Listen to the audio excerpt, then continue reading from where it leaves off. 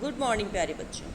हम राम लक्ष्मण परशुराम संवाद पाठ पढ़ चुके हैं और इसके अभ्यास प्रश्न कर रहे हैं। पाठ बहुत महत्वपूर्ण है बेटा, और इससे सीबीएसई द्वारा अनेकों बार अनेक प्रश्न पूछे गए हैं। आज हम सीबीएसई में आए हुए कुछ और अतिरिक्त प्रश्न इसके करने वाले हैं। तो आइए देखते हैं राम लक्ष्मण परशुराम संवाद पर आधारित कुछ अतिरिक्त प्रश्न।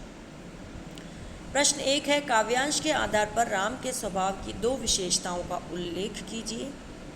परशुराम ने सेवक और शत्रु किससे कहा है, और सहस्त्रबाहु कौन था? इन प्रश्नों के उत्तर देखिए बेटा। काव्यांश में राम की बातों से उनके विनम्र होने और ऋषि मुनियों का सम्मान करने की विशेषता का पता चलता है। राम इतने विनम्र हैं कि वे अपना सारा अभिमान त्याग कर अप्रत्यक्ष रूप से स्वयं को ही सबके समक्ष परशुराम का दास स्वीकार करते हैं। साथ ही उनका सम्मान करते हुए उन्हें आज्ञा देने का अनुरोध भी करते हैं। परशुराम के समक्ष उन्होंने अति मधुर और संयत वाणी का प्रयोग किया है।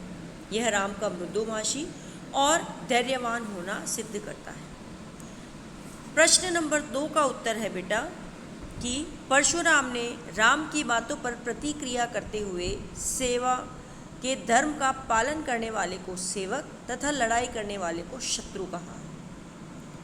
सहस्त्रबाहु कौन था? सहस्त्रबाहु एक राजा था जिसका पूरा नाम कीर्तवीर्य सहस्त्रबाहु था।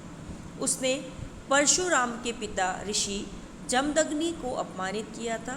इसी कारण परशुराम ने उसका वध कर दिया था। परशुराम के क्रोध का मूल कारण क्या था, स्पष्ट कीजिए। सीता स्वयंवर के दौरान राजा जनक के दरबार में रखे धनुष को उठाकर उस पर प्रत्यंचा चढ़ाने की कोशिश राम द्वारा की गई। इसी क्रम में वह धनुष टूट गया। उस धनुष का टूटना ही परशुराम के क्रोध का मूल कारण था, क्योंकि वास्तव में वह धनुष भगवान शिव का था और परशुराम जी शिव जी के अनन्य भक्त थे। परशुराम ने सहस्त्रबाहु को अपना शत्रु क्यों माना है? उत्तर, कीर्तवीर्य सहस्त्रबाहु नामक राजा ने परशुराम के पिता ऋषि जमदग्नि का अपमान किया था, इसीलिए परशुराम ने उसे अपना शत्रु माना था। एक बार सहस्त्रबाहु शिकार खेलता हुआ जमदग्नि के आश्रम में आया और राजा ने ऋषि जमदग्नि से कामधेनु गाय की मांग की। वह गाय सभी कामनाओं को पूरा करती थी। ऋषि ने सहस्त्रबाहु को गाय देने से मना कर दिया। इस पर उसने कामधेनु गाय को बलपूर्वक अपहरण कर लिया। इससे क्रोधित होकर परशुराम ने उसे अपना शत्रु घोषित कर दिया और उसका वध कर डाला। रामचरितमानस के लक्ष्मण परशुराम के वाद विवाद का कारण संक्षेप में लिखिए। रामचरितमानस में लक्ष्मण परशुराम के वाद विवाद का कारण सीता स्वयंवर में शिव धनुष का खंडित होना था। शिव धनुष के भंग होने को परशुराम अपने गुरु शिव का अपमान समझते हैं, है ना। कि ये प्रश्न आपसे पूछा जाएगा कि परशुराम जी शिव को क्या मानते थे? अपना गुरु मानते थे बेटा, और इस पर क्रोधित होते हैं। परंतु लक्ष्मण को उस धनुष के टूट जाने में कोई लाभ हानि नजर नहीं आती। उनके अनुसार राम ने तो केवल उस धनुष को छुआ ही था, वह उनके छूते ही टूट गया। अतः धनुष टूटने में राम का कोई दोष नहीं। अतः परशुराम के क्रोधित होने का कोई कारण ही नहीं था। इसी संदर्भ में लक्ष्मण परशुराम का वाद विवाद हुआ था। राम लक्ष्मण परशुराम संवाद कविता के आधार पर मुनि विश्वामित्र के व्यवहार के औचित्य पर प्रकाश डाली। राम लक्ष्मण परशुराम संवाद में मुनि विश्वामित्र का व्यवहार परिस्थिति के अनुरूप था। उनका व्यवहार अत्यंत संयमित तथा शांत था।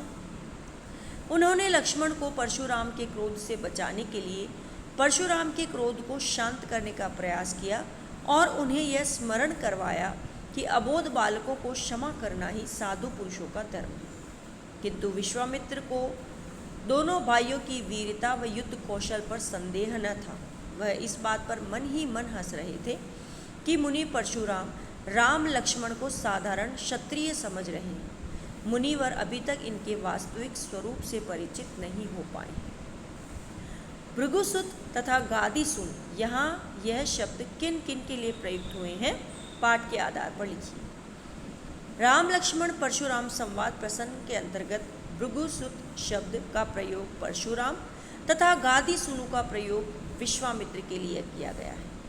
जब परशुराम फरसा दिखाते हुए अपने पराक्रम का स्वयं बखान कर लक्ष्मण को डराना चाहते हैं तो लक्ष्मण उनसे कहते हैं, मैंने तो आपको भृगुवंशी समझकर और यज्ञोपवीत पहने हुए देखकर अपने क्रोध को सहन कर लिया। वस्तुतः परशुराम जमदग्नि के पुत्र और भृगु ऋषि के पौत्र थे। वे जब लक्ष्मण को एक साधारण क्षत्रिय बालक समझने की भूल कर विश्वामित्र से कहते हैं कि मैंने तो केवल आपके शील के कारण ही इसका वध नहीं किया, तब विश्वामित्र मन ही मन उनकी नादानी पर हंस पड़ते हैं। ऋषि गाधी का पुत्र होने के कारण ही विश्वामित्र को गाधी सुनु कहा गया है। ओके बेटा, तो ये हैं हमारे राम लक्ष्मण परशुराम संवाद पर आधारित कुछ अत्यंत महत्वपूर्ण प्रश्न। आपको इन प्रश्नों को बहुत ही अच्छे से समझना है और इसे अपनी हिंदी की कॉपी में करना है और कल राम लक्ष्मण परशुराम संवाद पाठ के कक्षा जांच के लिए तैयार रहें।